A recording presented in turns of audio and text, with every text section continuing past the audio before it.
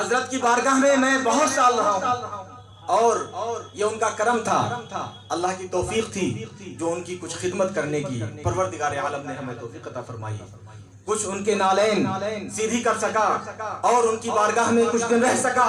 حضرت کی الحمدللہ جلوت بھی دیکھی، خلوت بھی دیکھی، اور سب کچھ دیکھنے کے بعد میں بڑی ذمہ داری کے ساتھ کہہ سکتا ہوں کہ پروردگار عالم نے اپنے محبوب بندوں اور اپنے متقی بندوں کے لیے جو پیمانہ بیان کیا ہے، الحمدللہ اس پیمانے پہ جب ہم اپنے حضرت کو دیکھتے ہیں تو ہمارے حضرت مکمل پورے کے پورے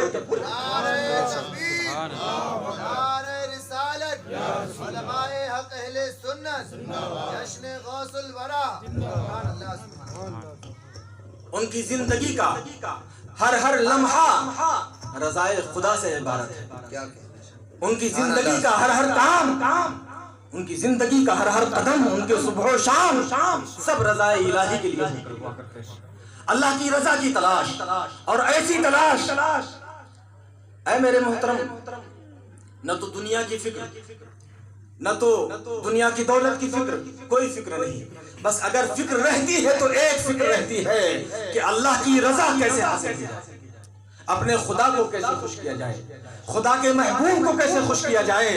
یہی فکر ہمیشہ دامنگیر رہتی ہے، اور اسی فکر کے چلتے طرح کے ہمارے حضرت پروگرام بناتے ہیں، اور ان کی زندگی جتنی مصروف رہتی ہے، زندگی کی جتنی مصروفیات ہے، ان ساری مصروفیات کا صرف ایک مقصد رہتا ہے، اور وہ مقصد یہ رہتا ہے کہ ہمارا خدا ہم سے خوش ہو جائے، ہمارا خدا ہم سے راضی ہو جائے۔ اے میرے محترم، اگر آپ آج کے زمانے میں چراغ لے کر کے تلاشیں گے تو ایسی شخصیتیں آپ کو شاید کہیں مل جائیں، شاید کہیں مل جائیں۔ الحمدللہ حضرت کی نظر کرم کی برکتوں سے میں نے یہاں جامعہ سمدیہ میں پڑھائی کی، پھر ان کی نظر کرم سے مصر بھی پہنچنے کا اتفاق ہوا، وہاں پر بھی میں نے بہت سارے مشائخ سے ملاقات کی، بہت سارے علماء سے ملاقات ہوئی، وہاں پر ایک سے ایک بڑے عالم، ایک سے ایک بڑے فقیہ، بہت سارے علم والے موجود ہیں، لیکن اگر کہیں پر علم ہے تو عمل کا پہلو تھوڑا سے کمزور ہے، اگر عمل ہے تو علم کا پہلو تھوڑا کمزور ہے۔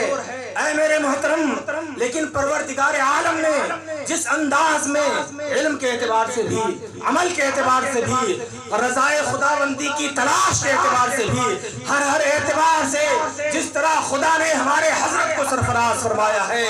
اس طرح جامع شخصیت ہماری نظروں کے سامنے نہیں آتی۔ سبحان اللہ، سبحان اللہ۔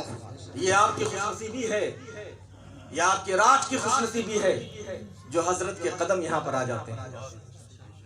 اور یقیناً آپ اپنے مقدر پہ جتنا ناز کرے کم ہے،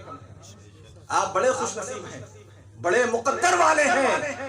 کہ حضرت کے قدم آپ کے یہاں آ جاتے ہیں، اور آپ کا حضرت کی بارگاہ سے، حضرت کی ذات پاک سے تعلق ہے۔ اے میرے محترم، آپ کا جو حضرت سے تعلق ہے، انشاءاللہ حضرت کے اخلاص کی برکت کا آپ پر بھی اثر ظاہر ہوگا، اور ان کے اخلاص کی برکت انشاءاللہ تبارک و تعالی آپ کو بھی اللہ کا نیک بندہ بنا دے گی۔ اور میری نظروں کے سامنے ہیں، یہ ہمارے ارشاد بھائی بیٹھے ہوئے ہیں، نسیم بھائی، حاجی اسلام صاحب، یہ جو ایک قافلہ ہے، یہ پورا قافلہ جب حضرت کی بارگاہ میں پہنچا تھا تو چہرے پہ داڑھی بھی نہیں تھی، پین شرٹ پہنا کرتے تھے، سر پہ ٹوپی بھی نہیں ہوا کرتی تھی، لیکن حضرت کی صحبت کی برکت نے ان لوگوں کو ایسا سرفراز فرما دیا ہے کہ بار بار حرم مقدس کی بھی زیارت نصیب ہو گئی ہے۔ اب دن میں کوئی نماز جلدی قضا نہیں ہوتی ہے، چہرے پر سرکار کی سنت بھی آباد ہو گئی ہے، اور اسلامی لباس و پوشاک بھی آباد ہو گئی ہے۔ اللہ کے نیک بندوں کی شان یہی ہوا کرتی ہے، نیک بندوں کی شان یہ نہیں ہے کہ جو گالیاں آپ نہیں جانتے تھے جب ان کے پاس پہنچے تو آپ کو وہ گالیاں بھی معلوم ہو گئی۔ کچھ بارگاہیں ایسی بھی آپ کو مل جائیں گی، کچھ بارگاہیں ایسی بھی مل جائیں گی کہ اگر ان کے ساتھ ایک ہفتہ رہ لو تو کچھ نئی گالیاں آپ کو مل جائیں گی، جن گالیوں کو اب تک آپ نے نہیں سنا ہوگا، ان کے ساتھ رہ لو تو مکر و فریب کے کچھ نئے طریقے آپ کو مل جائیں گے کہ اس طرح سے لوگوں کو دھوکہ دیا جا سکتا ہے، ایسے بھی ڈھونگ رچایا جا سکتا ہے۔ اے میرے محترم، لیکن الحمدللہ ہمارے حضرت کی بارگاہ ہے کہ اگر ایک دنیا دار پہنچ جاتا ہے تو دیندار بن جاتا ہے۔ نعرہ تکبیر، نعرہ رسالت، نعرہ رسالت، علماء حق اہل سنت، علماء حق اہل سنت، حضور مفتی صاحب قبلہ، حضور مفتی صاحب قبلہ، نعرہ تکبیر، نعرہ رسالت، آستان عالیہ حضور شریف، آستان عالیہ ڈیرہ پور شریف، خلیفہ اکبر المشائخ، نعرہ تکبیر، نعرہ رسالت۔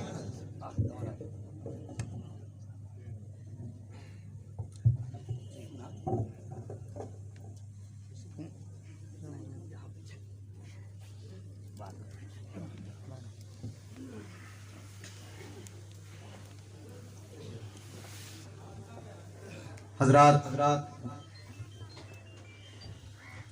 آقا نعمت حضرت آ رہے ہیں۔ نعرہ تکبیر، نعرہ رسالت،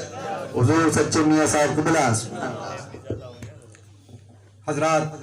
آقا نعمت حضور مفتی صاحب کی علامت